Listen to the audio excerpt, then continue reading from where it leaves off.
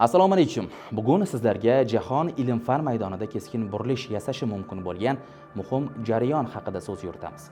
Gap shundaki, AQShdan Xitoyga olimlarning ketishi tobora keng ko'lam kasb etmoqda. CNN telekanali xabariga ko'ra, so'nggi 1,5 yil ichida kamida 85 nafar yetuk va istiqbolli olim AQShdagi universitet va ilmiy markazlarini tashlab Xitoyda faoliyat boshlagan. Ayniqsa 2025-yilda bu ko'rsatkich anchagina oshgan. Bu oddiy migratsiya emas, balki teskari miya oqimi deb ataladigan ilmiy kuch markazining g'arbiy dunyodan sharqqa tomon siljishini ifodalovchi murakkab jarayon hisoblanadi.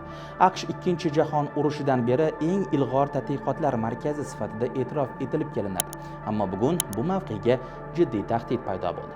Sabablarga to'xtalsak, AQSh prezidenti Donald Tramp ma'muriyati ilmiy tadqiqotlar uchun ajratiladigan byudjetni keskin qisqartirmoqda. Chet ellik olimlarga viza olishni qimmatlashtirmoqda va qator tekshiruvlarni kuchaytirmoqda. Ayniqsa xitoylik olimlarga nisbatan shubha kuchaygani sabab ular o'zlarini begona his qila boshlashgan. Shu bilan birga universitetlarga ham davlat mablag'lari orqali bosim kuchaygan.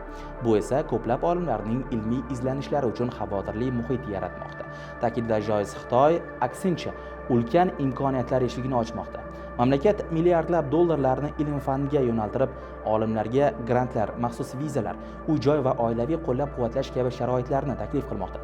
Ayniqsa sun'iy intellekt, kvant texnologiyalari, yarim o'tkazgichlar va biotexnologiya yo'nalishida Xitoy jahonning eng iqtidorli mutaxassislarini jalb etishga harakat qilmoqda. Bu jarayonni Xitoy universitetlari Trampdan kelgan sovg'a deb atashlari ham bejiz emas albatta. Olimlarning aytishicha, Xitoy bugun shunchaki chet ellik kadrlarni yollab qolmayapti, balki ular uchun keng qamrovli ilmiy infratuzilmani ham yaratib bermoqda. Natijada bu jarayon qaytarib bo'lmas tendensiyaga aylanib borayotgani ta'kidlanmoqda. Endi bu vaziyatning oqibatlariga to'xtalsak, agar AQSh ilm-fanga bo'lgan sarmoyani qisqartirishda davom etsa, eng yirik iste'dodlar nafaqat Xitoyga, balki Yevropaga ham ketishi mumkin. Bu esa AQShning global ilm-fan peshqadamligini yo'qotishiga olib keladi. Xitoy esa 2035-yilgacha ilm-fanda mustaqil va kuchli davlatga aylanishni maqsad qilganini yashirib o'tirmayapti.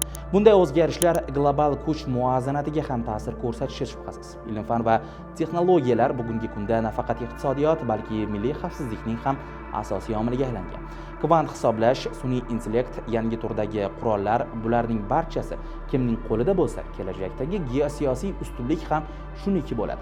Markaziy Osiyo uchun bu jarayon bevosita ahamiyatli. Birinchidan, o'z ilm-fan va texnologiyalar bo'yicha kimning peshqadamligi ortsa, u davlat mintaqada ham siyosiy iqtisodiy ta'sirini kuchaytirishni tushunishimiz kerak. Xitoyning ilmiy ustunligi ortishi tabiiyki uning Markaziy Osiyodagi mavqeini ham yanada mustahkamlaydi. Ikkinchidan, mintaqadagi yosh olimlar va talabalar uchun Xitoy tobora jozibador manzilga aylanib bormoqda. Bu esa O'zbekiston kabi davlatlarni yangi strategiyalar ishlab chiqishga undaydi. Chunki agar biz ham zamonaviy ilmiy makon yaratmasak, iste'dodli yoshlarimiz boshqa davlatlarga ketishi ehtimoli kuchayadi.